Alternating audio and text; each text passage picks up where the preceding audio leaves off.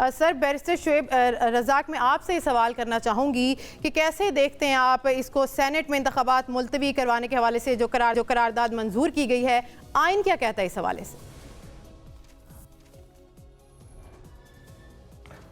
देखें, जहाँ तक आइन का ताल्लुक है, करारदाद इसकी कोई बाइंडिंग पोजीशन तो होती नहीं है जी। बेसिकली करारदाद का मकसद ये होता है कि एक कोई मजमूई तासुर है आपने देना होता है कि जी पार्लियामेंट के अंदर ये मजमूई तासुर है कि लोग इस तरह सोच रहे हैं और अवाम की नुमाइंदगी के तहत ये ऐसी बात करना चाहते हैं। उसका मजमूई तासुर तो बिल्कुल ही ख़त्म हो गया क्योंकि टोटल 14 लोग उसमें अवेलेबल थे, सेनेट के अंदर थे। वोटिंग कितने लोगों ने की वो भी आपको पता है जी। तो बेसिकली इसकी इम्पोर्टेंस तो बिल्कुल भी नहीं है। ये तो एक किस्म का बचकाना सी हरकत है। और लेकिन साथ साथ आपको इस चीज़ का भी इदराक हो गया कि जो लोग इस मुल्क में इलेक्शन नहीं कराना चाहते वो किस हद तक जा सकते हैं। और बड़ी सैड सी पोजीशन ये है कि अदालतों से लेकर कौमी असम्बली तक, कौमी असम्बली से फिर आप अपर हाउस में भी चले गए हैं। तो हम सब लोगों को इस चीज़ का इदराक हो जाना चाहिए कि जो लोग इस मुल्क में इक़्तिदार आला पे काबिज़ हैं उन लोगों की कितनी सारी इम्पोर्टेंस है, कितनी सारी उनके पास ताकत है और किस किस किस्म का वो उनके अंदर रुझान पाया जाता है। मेरे ख्याल में ये तो बहुत ही एक किस्म की साजिश की गई है कि पाकिस्तान में इलेक्शन ना हो। साथ साथ एक मैसेज भी दिया गया है कि कोई भी कॉन्स्टिट्यूशनल इंस्टीट्यूशन वो उसको किसी तरीके से भी इस्तेमाल कर सकते हैं और उससे कोई भी काम कराया जा सकता है। मेरे ख्याल में एक बहुत ही ज़्यादा अफसोसनाक दिन है पाकिस्तान के लिए कि आपका अपर हाउस जिसके पास ये मैंडेट ही नहीं है, इलेक्शन कमीशन के पास मैंडेट है, इलेक्शन कमीशन ने डेट अनाउंस कर दी है, सुप्रीम कोर्ट ने उसके ऊपर मोहर लगा दी है कि 8 फरवरी को इलेक्शन हो रहे हैं जी।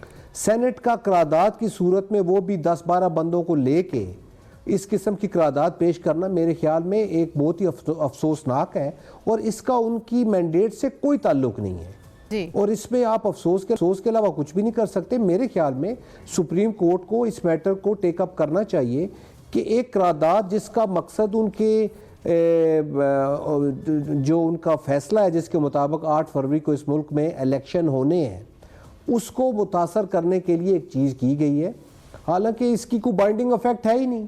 सिर्फ ये है कि ये एक साजिश है और इसका कानून से कोई ताल्लुक नहीं है, इसका आइन से कोई ताल्लुक नहीं है। बस 10-12 बंदों को उन्होंने इकट्ठा किया और उनसे उन्होंने रबर स्टैंप लगा दी और इसका तो मेरे ख्याल में इसकी कोई अहमियत नहीं है, कोई इंपॉर्टेंस नहीं है।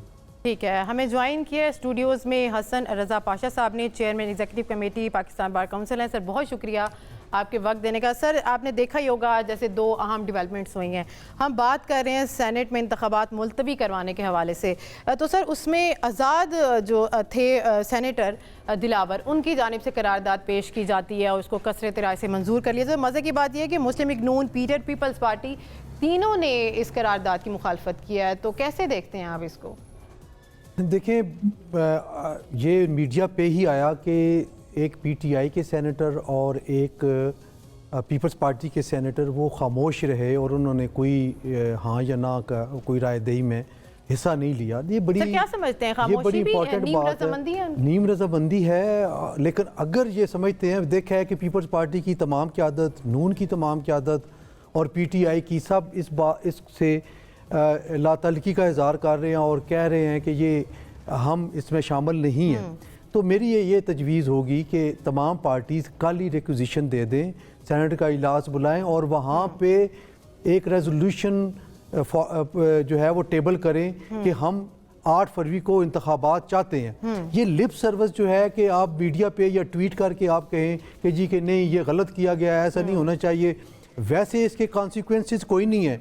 बड़ी होम्योपैथिक सी करारदाद है। उसकी रीजन ये है पीटीआई के जो सेनेटर अली जफर, उन्होंने बोला है कि हम इसके खिलाफ करारदाद जो है जान लानी चाहिए। देखिए ना जी, 14 मेंबर्स हैं और कोरम भी पूरा नहीं है। चेयरमैन सेनेट को चाहिए था कि वो कोरम पूरा करवाते, या इन 14 मेंबर्स में से अगर कोई पीपल्स पार्टी या पीटीआई का या नून का मौजूद थे तो उनको चाहिए था कि वो पॉइंट आउट करते। क्या समझते हैं, कोरम ठीक नहीं है? मिली भगत है ये जैसा कुछ? नहीं, मिली भगत तो मैं अब इस वक्त नहीं कह सकता, लेकिन ये है कि ये अलामत कोई अच्छी नहीं है, ये मैसेज अच्छा नहीं है, और ऐवान बाला से अगर ये मैसेज आएगा तो ये तशवीशनाक है।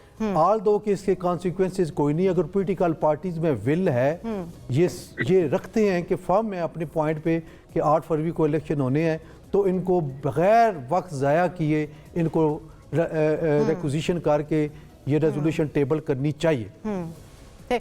सर इलेक्शन कमीशन की अगर हम बात करें तो वो तो अपनी बात पे डटे हुए हैं कि इलेक्शन जो है वो 8 फरवरी को ही होंगे, तो उसको कैसे देखते हैं आप? जी डटे हुए हैं, उनकी बड़ी मेहरबानी जी, ये उनकी कॉन्स्टिट्यूशनल ड्यूटी है, और उन्होंने बड़ी मुश्किल से उन्होंने भी ऐलान किया सुप्रीम कोर्ट ऑफ पाकिस्तान की इंटरवेंशन से, और प्रेसिडेंट ऑफ पाकिस्तान को भी ऑन बोर्ड लेके उनके दस्तखत करवाए गए जी कि हम इससे नहीं फिरेंगे। डेट दोनों की बाहमी रजामंदी से हुई है।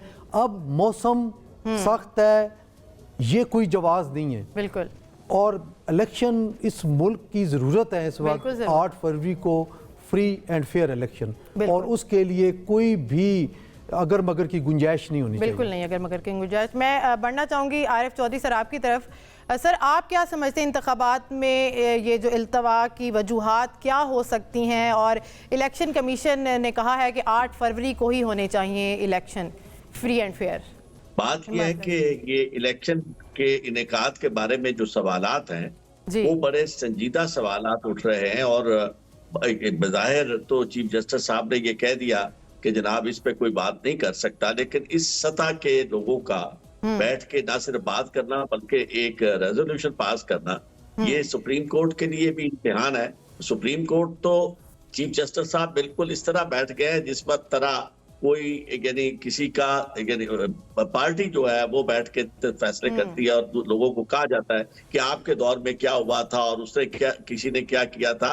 मामला ये है कि इस वक्त उनकी हैसियत जो है वो आर्बिटर की है, और अगर वो आर्बिटर ना रहे, जो कि मैं समझता हूँ कि इन चंद दिनों में जो हमने उनका स्टाइल देखा है, जिस तरह कोर्ट को कंडक्ट करते हुए उन्हें देखा है सारे मामलात में, ह्यूमन राइट्स के इश्यूज पे जिस तरह उनका रवैया देखा है, लॉयर्स के बारे में जो रवैया देखा है, और किसी को सुनने के बारे में, और इवन जो भी खवातीन तक के बारे में जो मजलूम लोग हैं उनके बारे में जो भी उनका स्टाइल है, तो मैं ये समझता हूँ कि ये इंतहाई मायूस कौन है, क्योंकि ये इसका मतलब ये है कि जो लोग इंतखाबात मुलतवी कराना चाहते हैं वो बिल्कुल इस पे लगे हुए हैं, और अल्टीमेटली होगा यही कि वो इन्होंने तो मौसम का कह दिया, वो कुछ और बहाने बनाएंगे, क्योंकि बुनियादी तौर पर जिस मकसद के लिए ये जो इलेक्शन 8 फरवरी का है, ये जो इन्हें वो लाया गया था इस काम के लिए कि जी आपको हमने प्राइम मिनिस्टर बनाना है, उनका प्राइम मिनिस्टर बनना लोगों के लिए नजर नहीं आ रहा। और पाकिस्तान की रवायत यह है कि जब तक